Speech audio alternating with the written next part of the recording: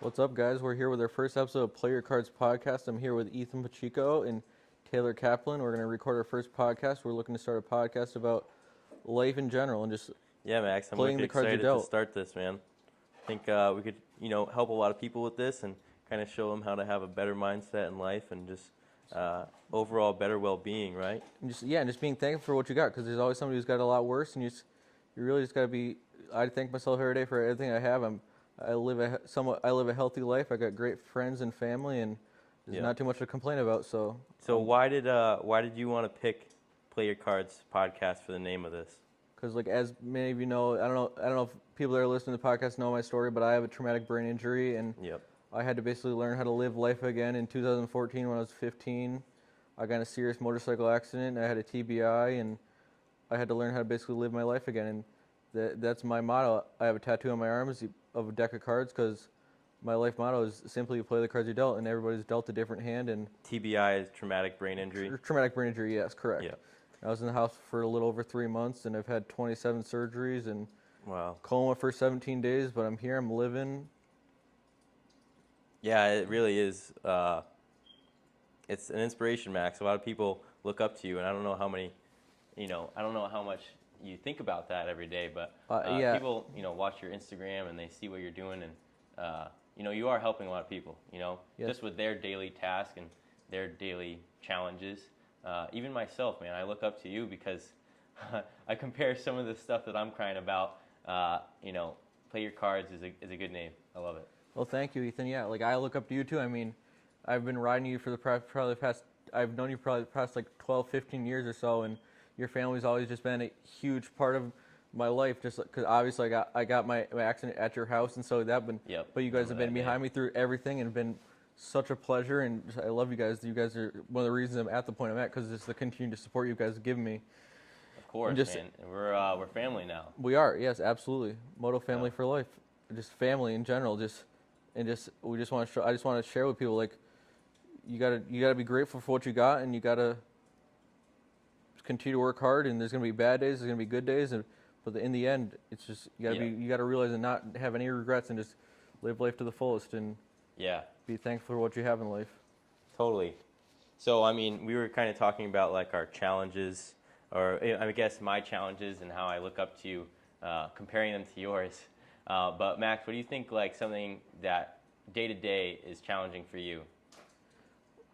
Honestly, just learning I've just been working, like you said, you came to the gym the other day and you saw me work out, and I was just trying to physically improve I improved my walking and just improve my daily living. You saw me getting up off the floor and stuff like that. Just things for some people it comes very easily, but they're things I had to learn how to do again, because I literally, when I was in the hospital, I had to learn how to live life again. I didn't walk for 3 months. I had to learn how to eat, 17 speak. days in a coma, Max? I didn't know it was that long. That's and I was so scary. Yeah, I didn't talk for 6 weeks. How old were you when this happened? I was 15, and they did what's called a craniotomy, where they remove my skull. And usually when they do a craniotomy, they put it in your stomach, but I wasn't stable enough for surgery, so they put mine in the freezer, and they kept it out for 8 months, or for 6 weeks, sorry. And when they put it back, they thought it was going to take, so they put it back. But then 8 months later, my skull actually started to decay and turn to proteins and get squishy. So they had to take my real skull out and put in a fake skull from a plastic image from my first CAT scan when my head was round. So I have a plastic skull on the right side of my head, and I just have, then I also have it's what call a vacuum pump in my stomach, which deals with, pumps a muscle relaxer into my spinal column 24/7, and that deals with my muscle spasms, which I get from my brain injury, which is called tone, which just tightens up my muscles. Wow. So going back to the skull, how much of it, what percentage of your skull is plastic now? Well, the whole right side of my skull, like 25, maybe 50% of it. I'd say a little over 25% of my skull, wow. Just the upright right side of my skull, and literally before they removed my old skull, I had pins in my skull, and my skull was sinking. I had the pins sticking out behind my ear and stuff like that. It was a good pencil holder and stuff, but it wasn't good that my skull was really squishy. So it's a good pencil holder. Yeah, it was convenient for a couple things, but I didn't want to have a squishy skull for the rest of my life, so I had to get a plastic one put in. Oh man, are you laughing at me? No, I'm just joking. I'm just joking with you. Oh man, we also have Taylor here with us. Taylor, what do you feel like your challenges are day to day? Well, Well, when you hear shit like that, then you start to think you really don't have any. So Yeah. that's a tough question to answer after all of that. But I mean, I think we all, the interesting thing about that is people can only meet you as far as deeply as they've met themselves, right? Exactly, So yeah. someone's trauma, maybe the worst thing that ever happened to them is that their mom yelled at them when they were 5. And that's the worst thing that ever happened to them. And they forever live their life in that frame, right? And that's the lens they see life through.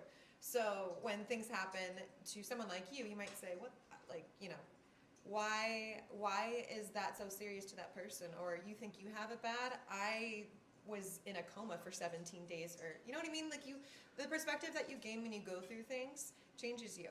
And that's something that only, I think people who have experienced some level of anything in their life can relate to. And again, after hearing a story like yours, it's hard to, you know, it gives you perspective on just your own challenges. Yeah, and the ability to overcome them and what it takes.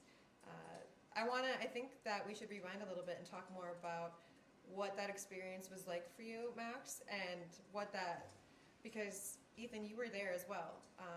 It was something that you experienced too from a very different perspective, but and obviously the friendship that you've had afterwards is totally wildly strong because of that, I think too. And I think you should talk more about that. Yeah, Max, how old are you?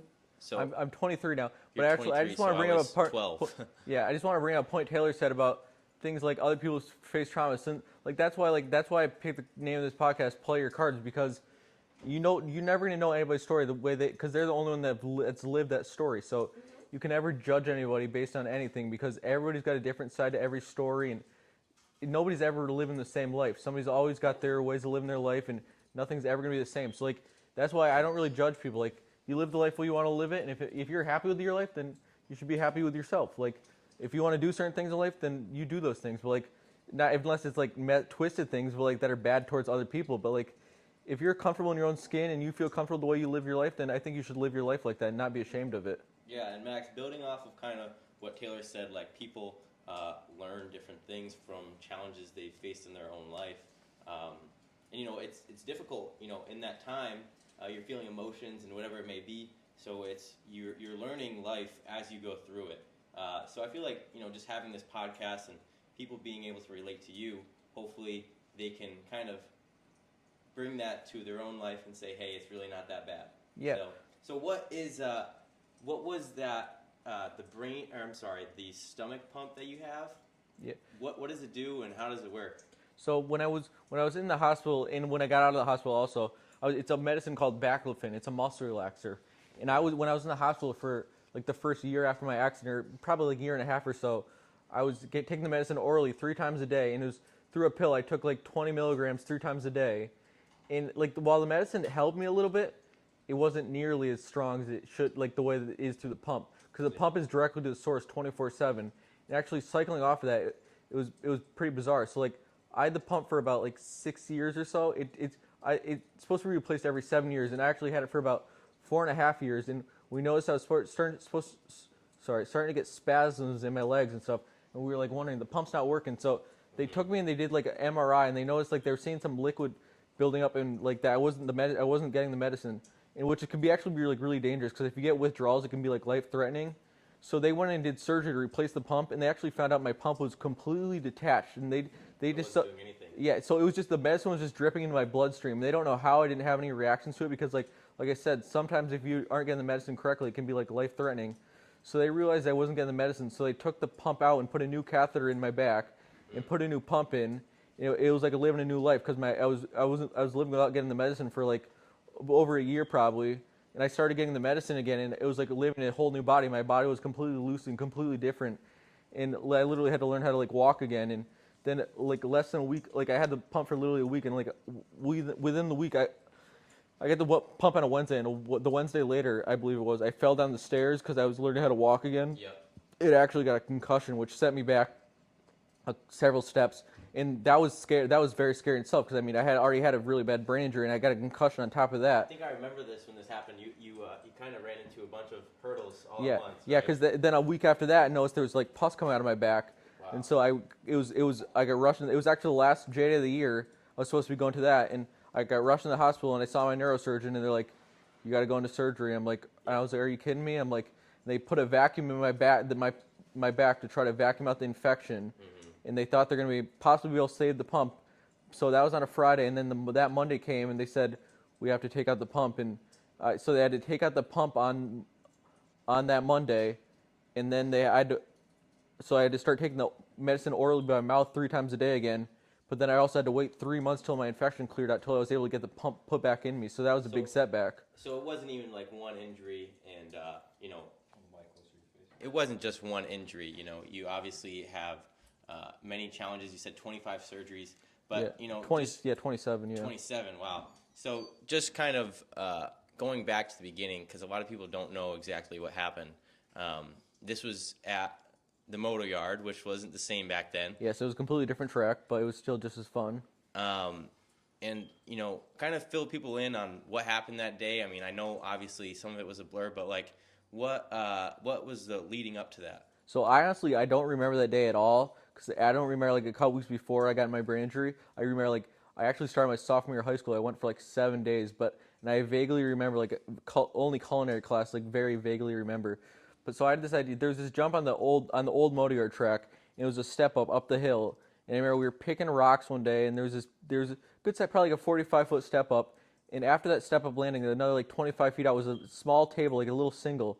And I had this idea that I could triple to the table, and everyone's like, "Oh, I don't know if that's a good idea," but I was a very reckless kid. I still live that way. Just like I try to live my life to the fullest, and I wouldn't change anything. I mean, I got in my accident, and I think it happened for a reason, because I think if I kept riding and doing the things I was doing, I think I would have got hurt a lot. I would have got hurt a lot worse, because I was just very reckless. So I'm thankful that I got my brain injury, and instead of having a much worse of an outcome, and I'm still able to walk and talk.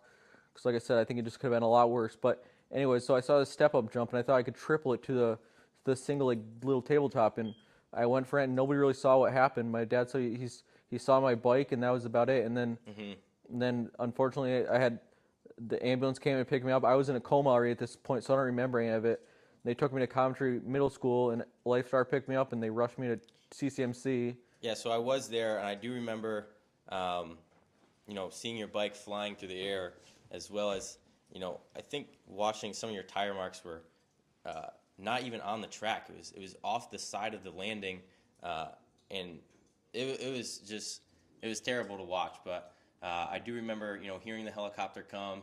Yeah, because like nobody really saw what happened. Yeah, nobody saw it. Yeah, it was scary. But I carried your helmet back, and I'll never forget, man. There was all kinds of blood you had coughed up in your helmet, and yeah, I'm just sorry about that, Ethan. That you had to see that. Don't be sorry, man. It was it's really an accident. Experience. It's an accident, and that's what accidents are. It's nothing on purpose, but it's part of life, and you move through them. Yeah, totally. Yeah, keep explaining that, Ethan.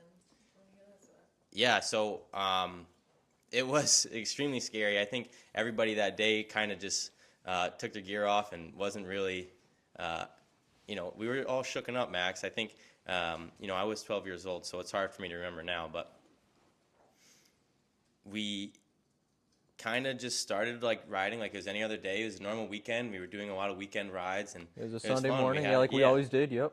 Yeah, I mean, you and your brother Cole, we were always riding together, whether it was at the Ellington track or at my house or out in the woods, yeah. And Max was not a slow rider. Max was a talented guy. I think you were winning C-Class your first year on a big bike. Well, it was actually my first year racing, because I'd ridden dirt bikes since I was 3 years old. I'd got my first dirt bike on my third Christmas, and I rode that without training wheels on my third when I was 3 years old on Christmas. But I always played other sports such as like basketball and baseball. And once I got to high school, I realized I didn't want to play those sports anymore. I wanted to start focusing on riding more. Yeah. And my freshman year of high school was like my first year I ever raced. And I started just racing like C200 just in J-Day, and I was doing very well. I was about to move to the B class, but I don't want to pat myself in the back, but I think I was a pretty fast rider. I mean, I think I was pretty skilled. If you talk about somebody who is overall talented, you definitely had something that most people did not, right? You were good at anything you picked up, whether that was basketball, riding BMX bikes, anything with two wheels. Max would pick it up and he had it on lock, Most kids couldn't figure that out. So it was, something that even from a young age, I always looked up to you just from that point. And now getting older, now I really appreciate you and your story. And I think a lot of people will, so I'm glad we're doing this. Well, and I look up to you, Ethan. Like, you started your fitness channel to get fast fitness Appreciate Fast that. Fit program. And if you guys are looking for anything for fitness and you're looking for something, go check out Fast Fit Academy on Instagram. It's honestly one of the most inspiring things I've seen in a while too. I mean, this kid literally, he's become jacked, and he's just in like a matter of like a year or so. This guy's started his own fitness channel and started his own fitness program. If you're looking to get trained or look how to get faster or anything with fitness and lifestyle, just go check out this guy's channel as well as mine. And I do appreciate that, Max. Yeah, I like to challenge myself every day as well. Getting 1% better, that's the motto. So I did start a training program, and I'm trying to help as many people as I can, get fast and fit. But really, it's about creating safer riders, more athletic riders, and people who are more accessible and more disciplined. Because, like you said, challenging yourself, and especially challenging yourself every single day, especially in the gym or whatever it may be, it creates a lot of discipline, and it really builds a character. A character, yeah, exactly. And you wouldn't realize how good it makes you feel too. Like several people don't work out and they may like be down on themselves, but you go to the gym, like you go work out, even if it's 15 minutes, 20 minutes, you walk into the gym and you're feeling so much better about yourself because you accomplished something. That I think that's something we're trying to get a point with make a point in this podcast too. Like several people don't realize what working out, just physical fitness, can do for your, not just your physical health, but your mental health as well. Like it can make you so much stronger physically, but a lot stronger mentally too. Because when you're completing these tasks and doing these things, and like, oh, you hit a new goal lifting, or you just like, I simply, like last week I was rowing on a row machine. I rowed for 35 minutes and I rowed over 5,700 meters, and it felt amazing to get off the rower and know I did that, and I did it correctly, because like my trainers teach me how to do it when I'm breathing correctly and doing it with the correct form, so I'm not hurting myself, and it's just good for you and it's good for your mind and your physical health as well. Yeah, Max, it was a pleasure. I got to go work out with you last week at Workout Harder Fitness with your trainer, Yuri. He's a great guy. Yeah, he's the best. Yeah, we were talking about a lot of cool stuff. And, a lot of people, they can't even get out of bed to go exercise. And here you are, Max, challenging yourself beyond belief, doing stuff that, normal people couldn't do.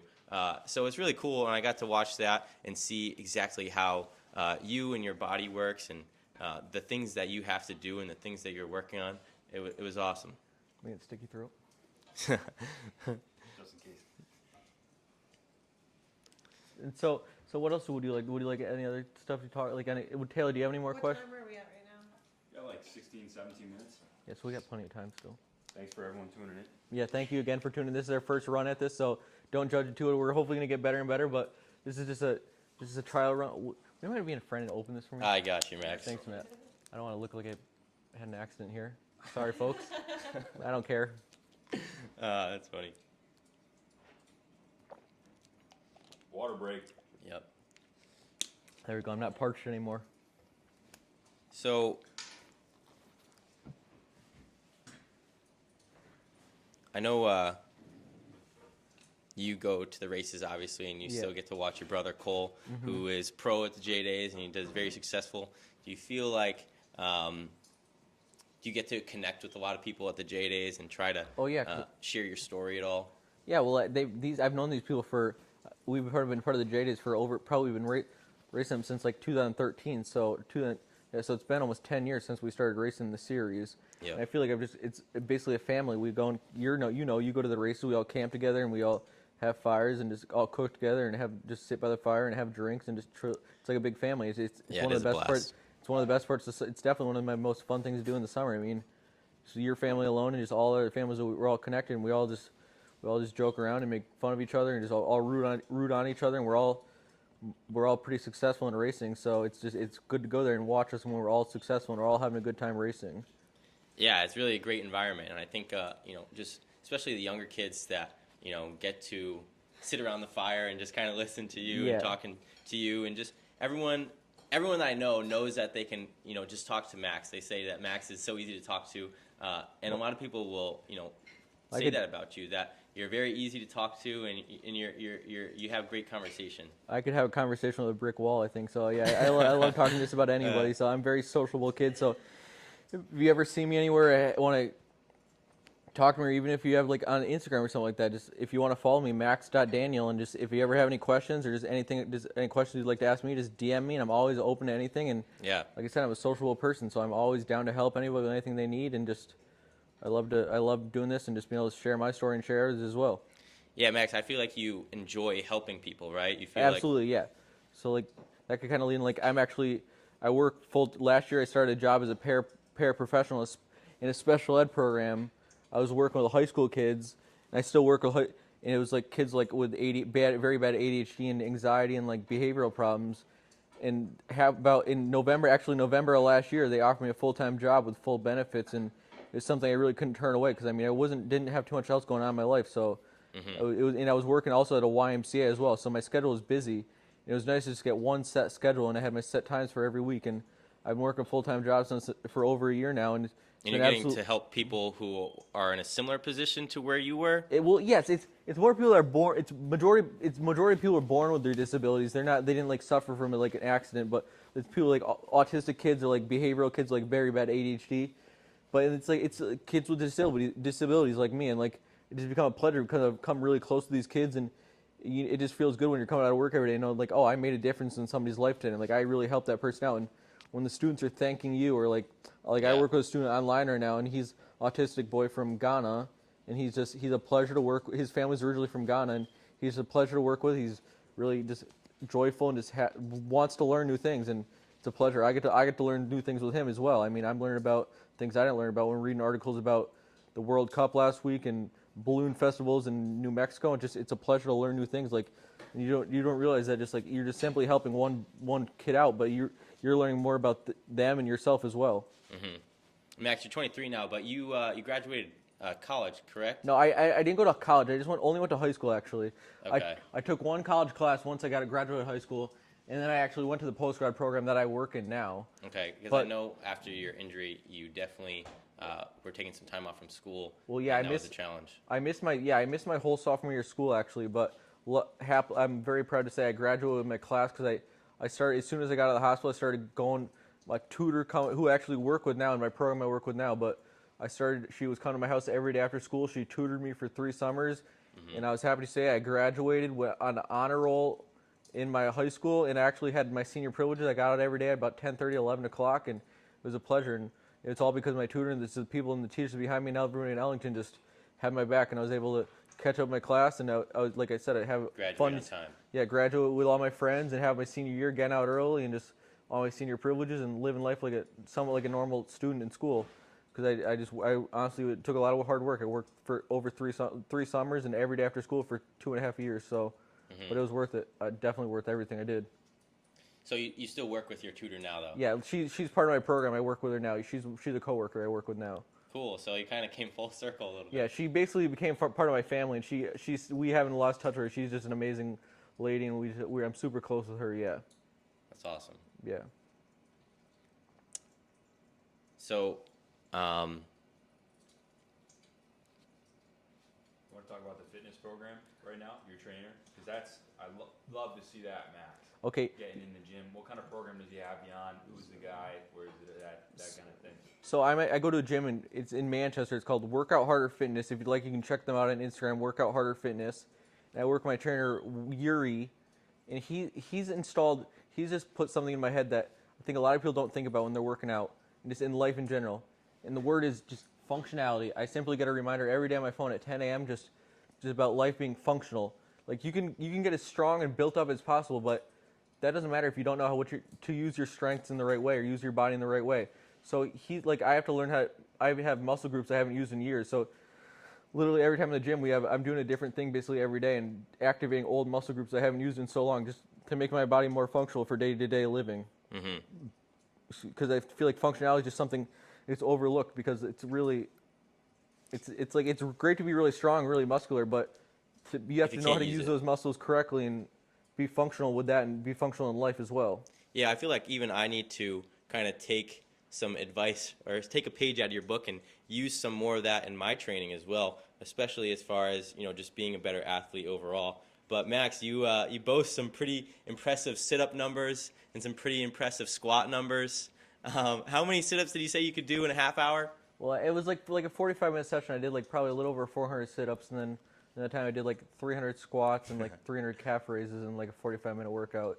My legs were shot that day, and my abs were sore for a week after that one, but it was worth every penny. It was worth every sit-up for sure. So if you know Max, you know that he has absolutely zero quit in him, and it's not in my vocabulary. Yeah, to the max, right? Well, that's my trainer. he's always said, I'm trying to break you. I'm like, you're never gonna break me.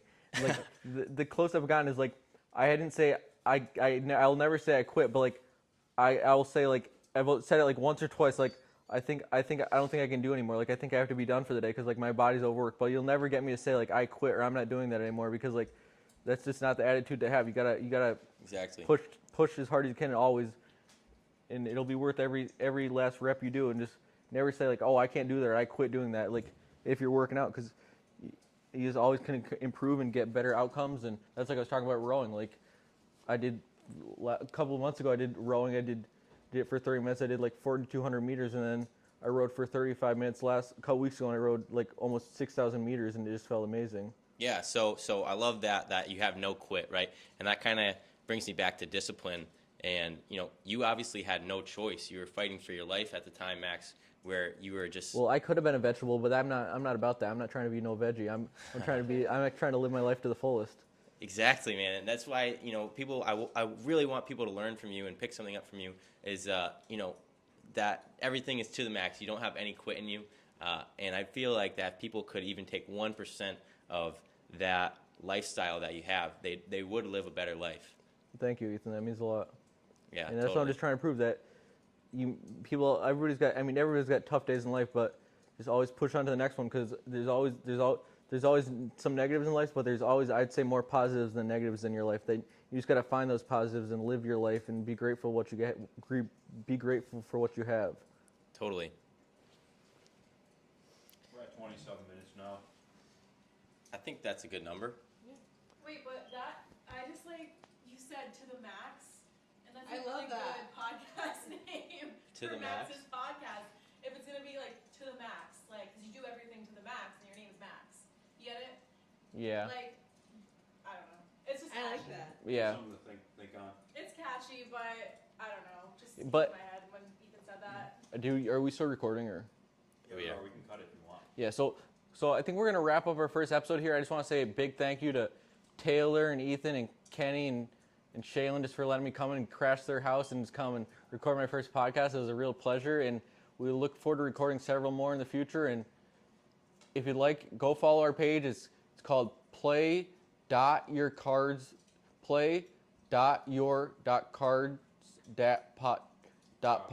Podcast. Sorry, it's a long title, but it's Play Your Cards Podcast with a period between each word. And go follow us on Instagram. We're going to be posting on YouTube and hopefully Spotify and Apple Music, and we're going to have many more of these coming for you. And I just thank you for everything, guys, and please subscribe and like the video, and we'll go on to the next one. Yeah, Max, thank you for sharing your story today. Yeah, thanks Thank for you. having me on. I appreciate it. Thank you again, Taylor and Ethan and Kenny and just everybody, and talk to you soon.